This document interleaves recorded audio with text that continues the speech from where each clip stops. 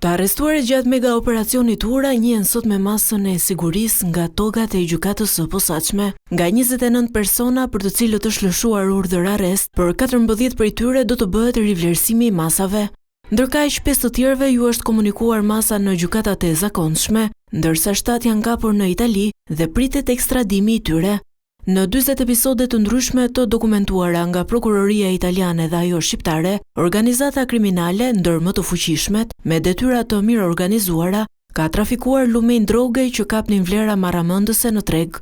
Në një prej ngarkesave të drogës, 225 kg kokain, hetuesit kanë arritur të gjurmojnë itinerarin nga vendi origjinës, Amerika Latine, deri në portet e Europës e në shpërndarjen e tyre, vlera e së cilës shkonte gjysmë milion euro.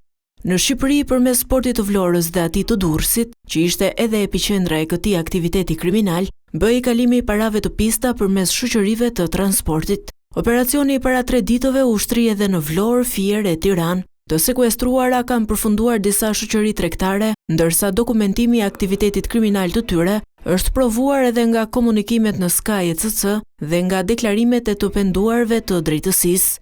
Nga operacioni janë blokuar 11.5 milion euro dhe asete. GKKO dhe Gjykata e Barit konfirmuan 52 masa sigurie, 49 prej të cilave arrest me burg, ndërkohë që vijojnë kërkimet për të gjithë ata persona ndaj të cilëve nuk është ekzekutuar ende masa e sigurisë, mes të cilëve është edhe Elvis Doçi, i njohur si Visi i Pojës, që dyshohet se është edhe drejtuesi i organizatës.